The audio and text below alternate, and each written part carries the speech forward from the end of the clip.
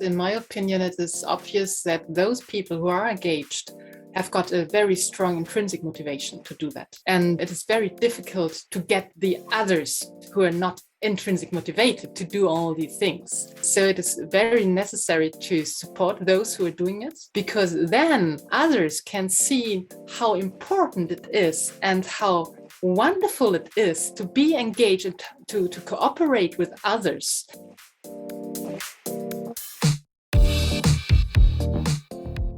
Hello, and welcome to the UAN Pathway to Impact podcast series. My name is Balzhano Razbayeva, Manager Strategic Initiatives at UAN, and I'm your host for today. In this rapidly changing world, there is an increased recognition that higher education institutions across the globe should enhance their contribution to society. Whether we call it third mission or external engagement, it can include a wide range of stakeholders, communities, businesses, local governments across education, research, and valorization. For universities, it has therefore become crucial to find the most effective ways to capture and to communicate such external engagement. However, it is a very complex exercise that requires a holistic approach to performance management and impact measurement, and many factors and types of indicators must be considered. In today's episode, we have invited Rosie Lavis from UKRI, Johan Kostela from Dalarna University, Joanne Curry, Fraser University, and Isabel Roessler from the Center for Higher Education to discuss different frameworks and approaches to effective engagement impact evaluation. We hope you enjoy this discussion. It's my pleasure to welcome you all here. Now, briefly, introduce our wonderful panel. I would like to start with Johan Kostela, who is a faculty director, knowledge transfer partnerships at Dalarna University. Johan has been working as a collaboration strategist at Dalarna University for many years already, and he's also a manager for knowledge transfer partnership department at the university and project leader for the national implementation program.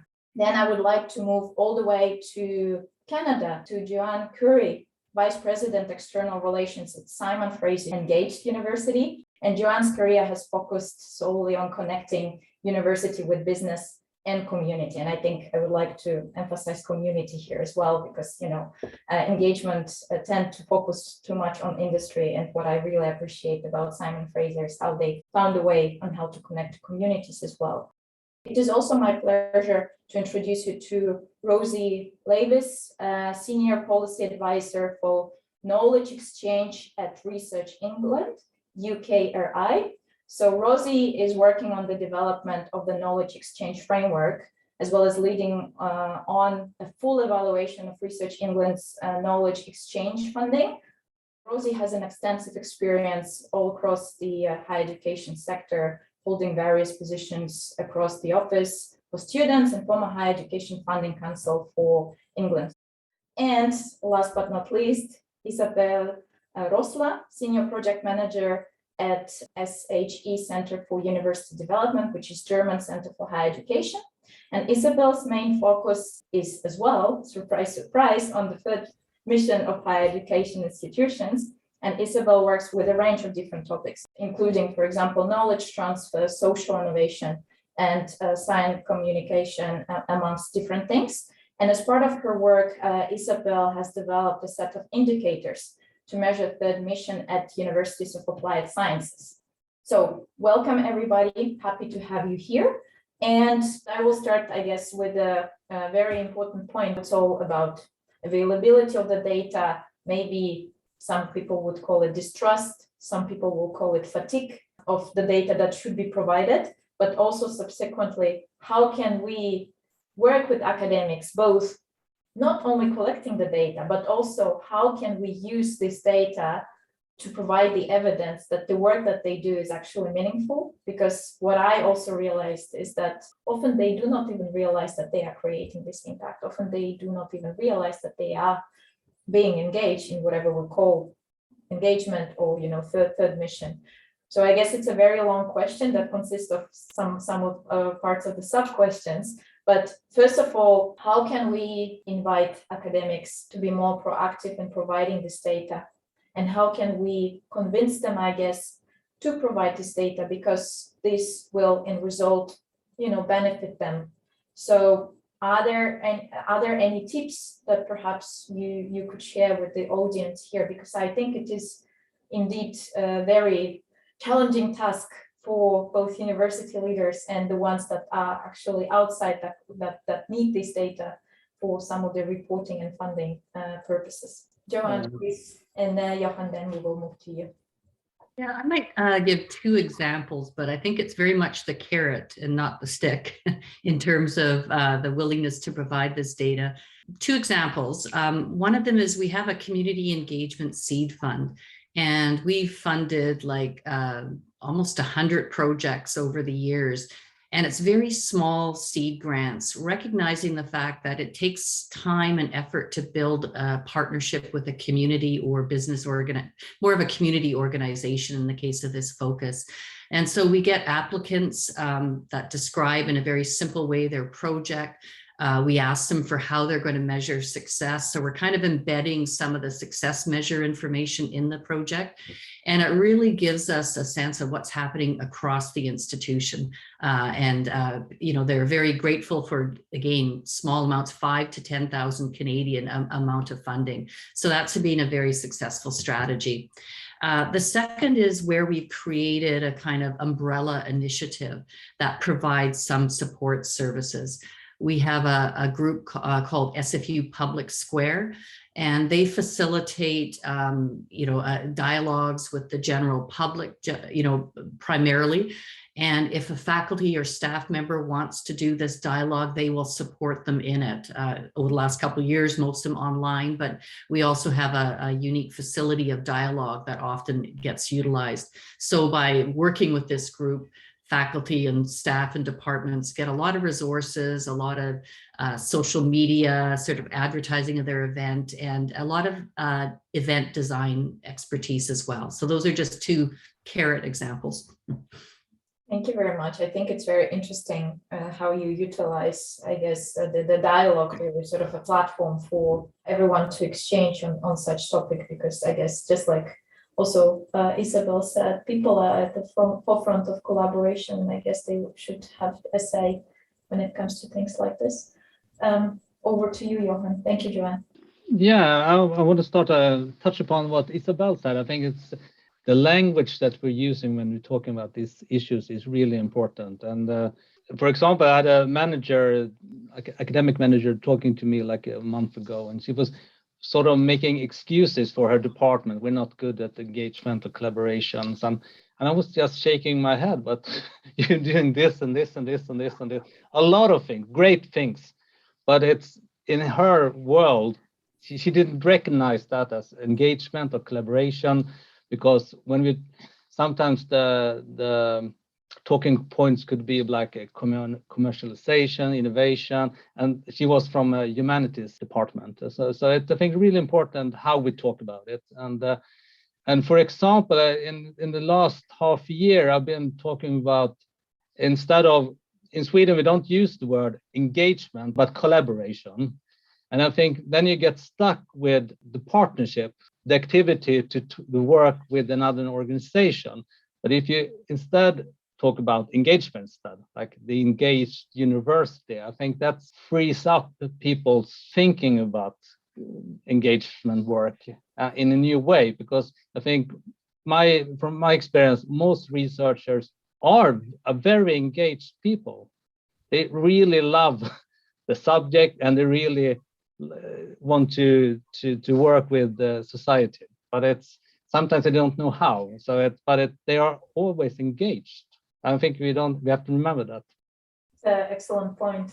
Thank you, Johan. Isabel, I saw that you wanted to add something as well. Yeah. Yes, only one additional point, because in my opinion, it is obvious that those people who are engaged have got a very strong intrinsic motivation to do that. And it is very difficult to get the others who are not intrinsic motivated to do all these things. And so it is very necessary to support those who are doing it, because then others can see how important it is and how wonderful it is to be engaged and to cooperate with others. And for example, when you show something like our most impressive project this month in cooperation with the community or whatever, then it is a possibility to make it also interesting for the others. And maybe then they are also willing to engage more in that direction. But intrinsic motivation is really the A and O of everything when we are talking about engagement. I couldn't agree more. In fact, our research also showed that the ones that are collaborating, they are in fact not necessarily interested in, some monetary incentives that could be maybe the end result of something, but in the first place, they would be more interested in benefiting their students or creating impact for society. So I think it's a very important point here. And Rosie, over to you. Yeah, really interesting bit of feedback that we've had from institutions since launching the KEF is how empowering it's been for academics to have something physical that they can actually take, like the KEF put down in front of a senior manager to demonstrate how their data is being used, the great impacts that they're having in terms of how their institution are performing in a particular type of knowledge exchange relative to the sector or certainly their peers. And I think closing that feedback loop and being able to sort of demonstrate that impacts do end up leading to more funding. A lot of the institutions, like Joanne was explaining earlier, they have pots of seed funding. That's how they like to sort of perhaps sometimes place or distribute parts of their knowledge exchange funding internally. And if that's being rewarded through good performance, then it's only going to drive performance and perhaps openness between academics. So I suppose from a funding perspective, impacts drives funding. And I think if you have a platform where you can demonstrate or disseminate good practice and what works, it's only going to offer up further opportunities. Thank you. I think now that we have touched upon the benefits of the engagement and that, the ones that are engaged, they will continue engaging. But I was just wondering, how can we actually get them into giving us this data? Because we want to provide this evidence, both for their own good, I guess, but also to evidence some of the excellent work that the university has been doing. Rosie. In the annual monitoring returns that we have for institutions spending their money, I think a lot of institutions have it quite well embedded in their, I think Johan was saying this at the start, in terms of promotional and sort of career type activities embedded as part of that as well. Great example. Joanne, I think you also have raised it, Johan. I was actually testing it out, but I'll make a comment. I think, yeah, embedded is just the great word, because the more, like, if you send out a separate instrument to try to capture this, it's yet another burden on the researcher. And so they're not really motivated to complete that given their busy life cycle. But I think that if you can, like, within departments, promotion tenure, like, there's a whole variety of ways to embed it throughout the process, and that's ideal. The other is where there is this, I like the storytelling motivation, and we, as part of our work, try to celebrate all forms of community engagement, whether they're public engagement, whether it's a deep partnership with Indigenous communities, whether it's social innovation. And sometimes people will see stories of others and say, I'm doing some interesting work too. And it'll sort of encourage those more reluctant faculty to maybe step forward so we can capture their story. So we're always saying, tell us about your work, let us know about your work.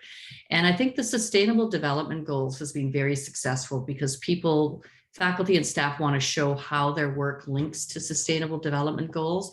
And we now have a really great website where you can search by goal, where you can see what other colleagues are doing. And again, it's a motivator for people to want to have their great work represented. Excellent point. Maybe if I could add from our side, what we also have seen in our work at UN is that many universities do not even often recognize how much data they already collect on the engagement. It's just because this data is being collected for some other purposes, they may not necessarily see that there is a way to repurpose this data also for capturing the engagement as well. So for us, it was kind of a very interesting, I guess, point. But then the challenge is, of course, to bring that in a comprehensive system and analyze the data. Actually, before we'll move on to the next question, I thought I will pick one up here at the audience because I think it's an important one. So Matthias asking, what is the difference between engagement and engaged university? I guess, again, going back to this language issue, is some people use partnering, some people use paid missions, some people use engagement, collaboration. Maybe, Joanne, if you mentioned Carnegie definition, maybe if you can mention that to the audience here. Yeah, so, in 11 years ago or 10 years ago, when we developed the mission of Canada's most community engaged research university, which was shortened to Engaged, it was really about that we're available to communities, to the public, to government. And it was sort of more like the separation from the traditional view of the ivory tower of doing our work in isolation.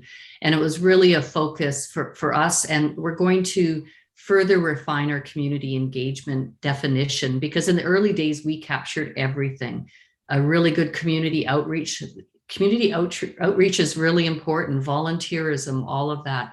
But we're getting to be much more focused around the partnership aspect. And that's why surveys or evaluation of the partnership is going to be important. And I think it'll result in really good constructive feedback, not only for the particular research team involved, but for other research teams as well. Because I think when people hear from their partners, they're often surprised and pleasantly and unpleasantly at some of the things that they say that works and doesn't work for them. I think engagement, though, has become more ubiquitous and a little bit less defined. And what we've been trying to be careful of, we do have a wonderful communication and marketing public relations machine. And in the early days, there was the skepticism, this is just a publicity stunt. And so one has to be careful, like you use the term engagement, initially probably pretty broadly, but then you show them what you mean by engagement is probably the safest to do, rather than keep pointing to a particular definition.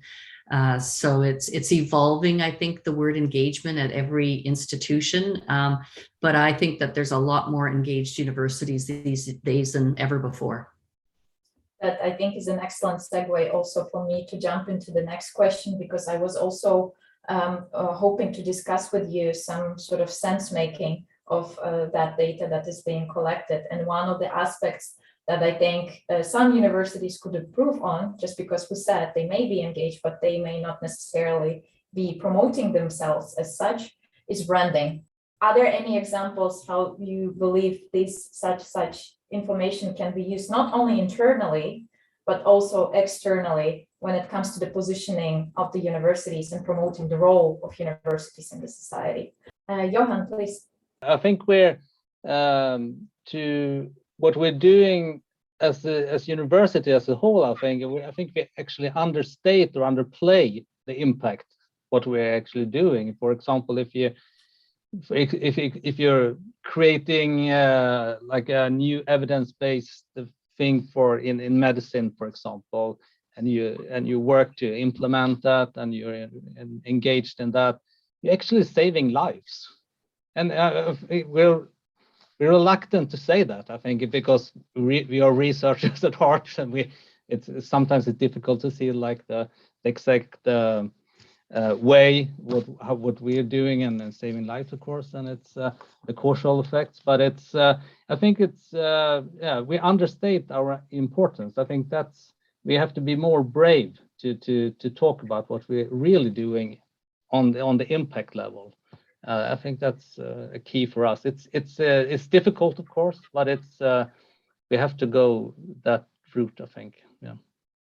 Thank you, Joanne. That's a really excellent point about understating. And I know COVID has not been mentioned yet. And I was thinking, okay, let's not mention COVID. But I think the situation with the pandemic and how universities and colleges and institutes leaned in, was such a proof point in terms of giving scientific data, in terms like we've had faculty that are just out in the media almost every day. useful things for the public in terms of how you communicate, and actually, providing PPE and other things. So I just think that was a great proof point. And just on the branding aspect, because we have this so central to our brand, I would say it's been successful. We haven't we do fully measure it in sort of public surveys locally, but we find that students are being recruited, and I think more today than ever, that they want to see purpose and value in the programs that they select. And I know I've been on calls with student scholarship winners, and the reason they came to the university was because we are an engaged university and we are demonstrating it. And faculty and staff are being recruited, those that really want their work to make a difference and feel that they would be supported at the institution are also coming forward. So for us, it's been really successful over the last decade, not overnight, but over, persistence, but also persistence at demonstrating that you're actually doing it, that it's not a jargon or for an advertising campaign.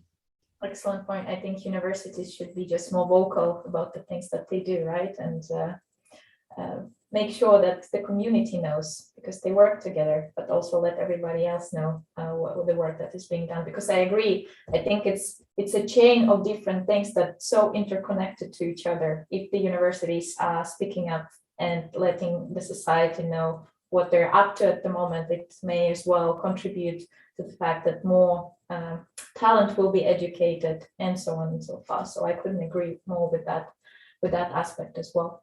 And now, I guess building up on what we have discussed on this, kind of sense making when it comes to, well, we know what we are doing, we are capturing the engagement, we are perhaps finding ways on how to measure this impact or capture this impact, but also communicate this impact.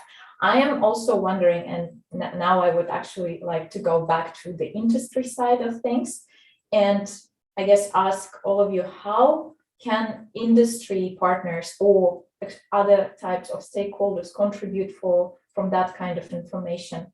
What can we do with this data to make sure that we engage in the most effective way with our industry partners as well? So how can they make use of that data? Isabel, please. Well, the direct way is that they can find a partner for their projects immediately and very easily, because when they have got when the universities have got some kind of a portfolio, for example, online, where external stakeholders can search for profession, for research questions, for research projects, then they can contact directly the right persons within the universities. And that is one possibility how they could use it. But again, we have to make sure that we are building up a database, for example, that is fitting to the different questions the database is asked for. So, for example, an enterprise has got completely other questions than an NGO, for example, or a politician. And we have to make sure that all the information which are included in this portfolio or database are understandable and not too difficult and not too detailed. Mm-hmm. Rosie, please. So one of the purposes of the KEF did look to providing greater information to businesses on relative strengths of universities to help aid collaboration and engagement with industry partners. So we have a platform called Confer over here with a K, and that looks to connect businesses with partners. And we're looking at ways as to how we might create the KEF into sort of different modes for different users, having like a business sort of mode on it that's likely to be sort of in subsequent iterations of the KEF. But in terms of like how partners can sort of contribute to the growing sort of, I suppose, data, we don't collect an awful lot of information on student knowledge exchange. We did have a call that we put out in 2019 and we funded several projects here. I think it was 20 projects with UFS, which really look to understand the benefits of student engaged knowledge exchange. And we are going to be evaluating the outputs of those to sort of really understand the value that those projects ended up achieving. But I think what would be really helpful is to sort of see the business side of that as well. Obviously, students, they take their knowledge from there. It's more than just a placement. They will take their course learnings, go into industry and help problem solve. It must be of some benefit to businesses beyond sort of free labour. So I think just really sort of unpicking how that genuine interaction between university student and businesses is really being heard and seen. It's really important to have this evidence because it helps in the context of building up evidence for spending review-based contexts and to ensure continuation of the funding that we get from government if it's contributing to the sort of wider good. Thank you very much, both Isabel and Rosie. Johan, over to you. I think it's important for industry that we're measuring and talking about our engagement in several ways. I think it's in one aspect it drives partnerships. If they know that this is possible, and I think they becomes more creative and or even more courageous to develop themselves because they know that they have a university close by to work with, for example. And I think and I know from like really big companies, they can, when they choosing to where to build a factory or research and development facilities, they look at the strengths for the university as both as a research institute, but also as how good they are at collaborate. Great, thank you very much. Yes, I do believe that it is important to communicate that information, but I think it's just also very important, I guess, to know how to communicate such information to businesses, perhaps taking a more tailored approach on how this is being transmitted then back to them. I was also wondering about one point that has been made about taking a comprehensive and holistic approach towards capturing engagement on institutional level. I think, Joanne, that was something that you have mentioned, which is extremely difficult, of course. But I wanted to ask our speakers here whether you are aware of any tools, perhaps, or measurement systems or capturing systems that universities may want to utilize in their own environments on how they can capture at least some part of that information. Because obviously, I guess this is something that is very difficult to achieve, especially if you are dealing with such big organizations as universities. Yes, it's all a venture forth start on this one. At the institutional level, I think the most important thing isn't the quantitative tools to collect it, but really just those key questions. And I mentioned the UIIN process, the Carnegie processes. I think those are all publicly available, and to take a look at what are the questions from an institutional viewpoint that you wish to address. And then I believe it's so institution specific about how it captures the data points that are most important to them, which will likely be a combination of quantitative and qualitative. I think the tools I've seen are more at the project level, really useful ones on how, for project evaluation, not for an entire institution, but I would love if any of the other panelists or anyone in the chat room have any other pointers. Mm-hmm. Rosie, please.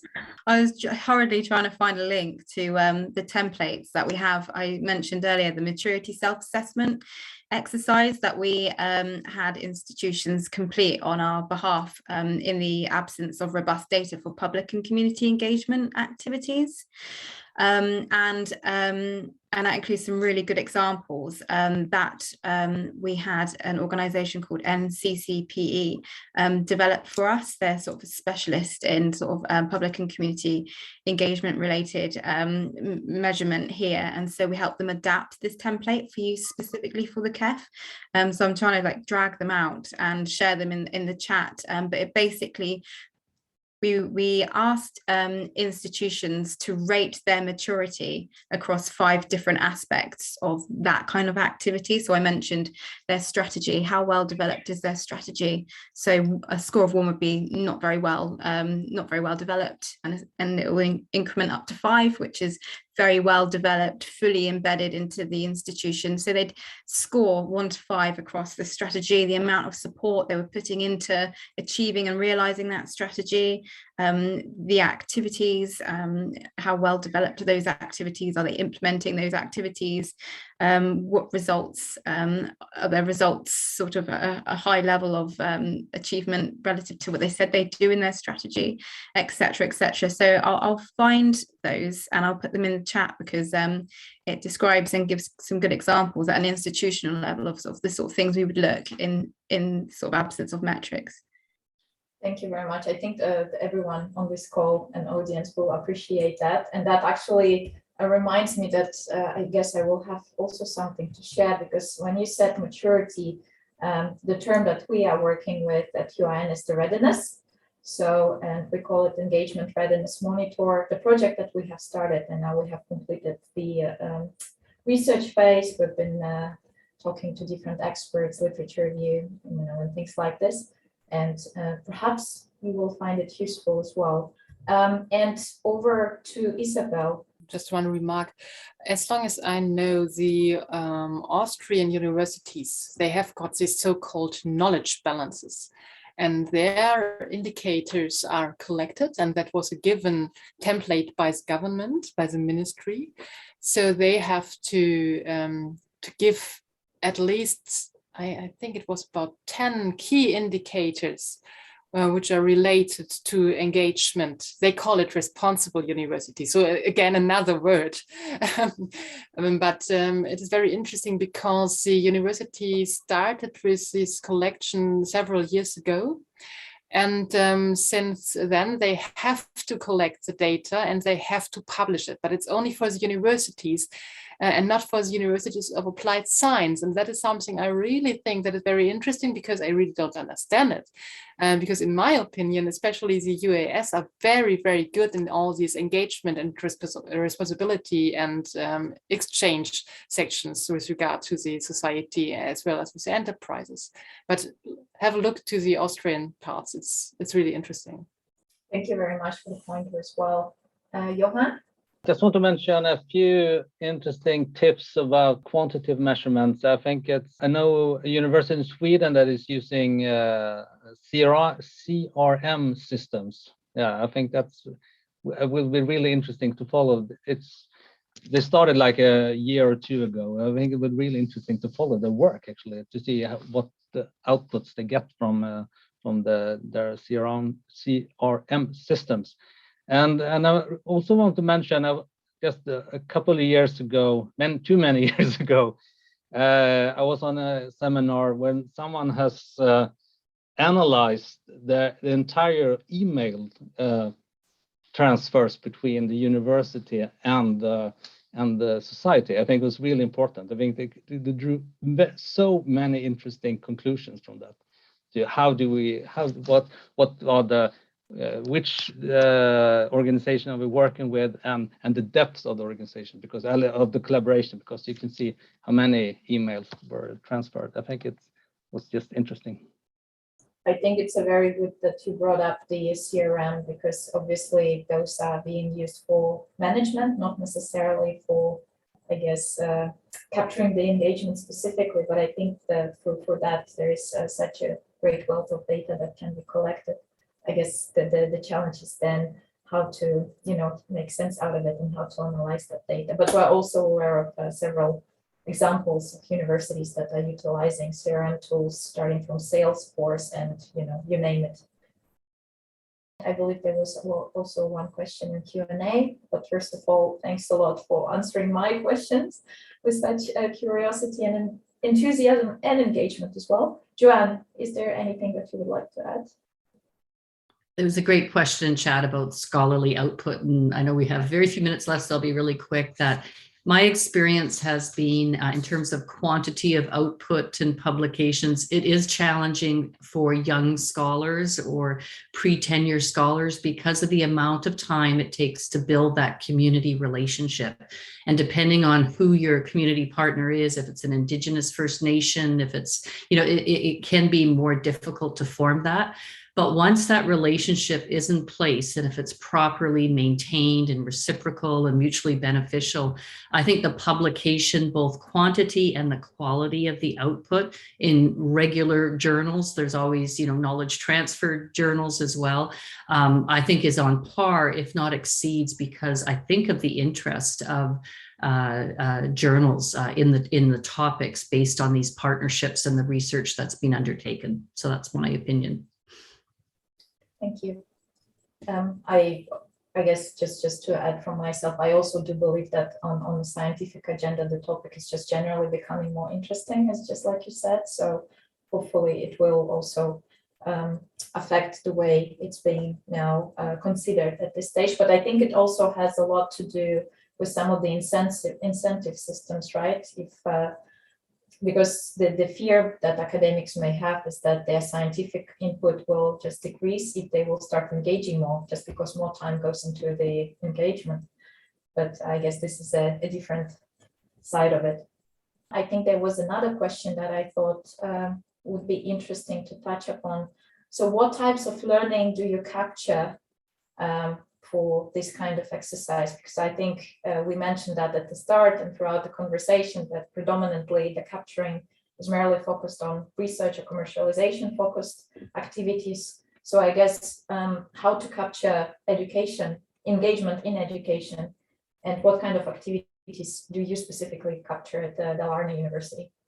Yeah, what we're doing was specifically mentioned the work we're doing in K2P, and I think actually we break it down into 4 categories. How do we learn about to our work with the academics themselves?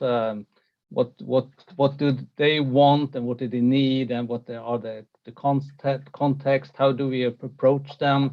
Do we approach them or the managers? A lot of like very practical things.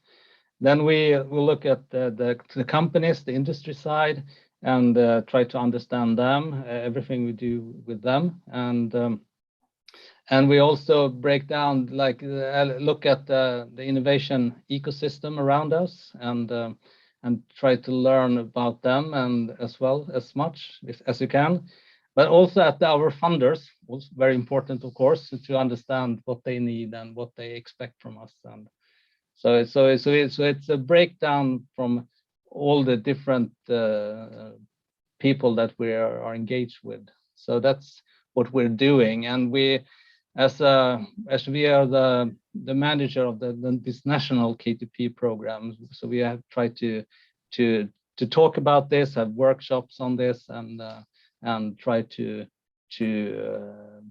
diffuse that knowledge as much as we can. Great, thank you. Thank you for addressing this question as well. I guess it also depends on how exactly university is engaged, and then depending on that, also the data can be captured from different angle points. Unless there is something that other speakers would like to add, I actually wanted to say thank you. Thank you very much for such an interesting discussion. I personally enjoyed it very, very much, and I'm sure that our audience as well. And having said that, I also would like to thank our audience for being with us. Thank you very much, everybody. Thank you very much. Thank you very much. Thank you for listening to today's discussion. Stay tuned for the next episode on the Joanne Pathway to Impact podcast series. You can find Joanne on LinkedIn, and don't forget to visit joanne.org to stay up to date with the latest research insights, events, and more.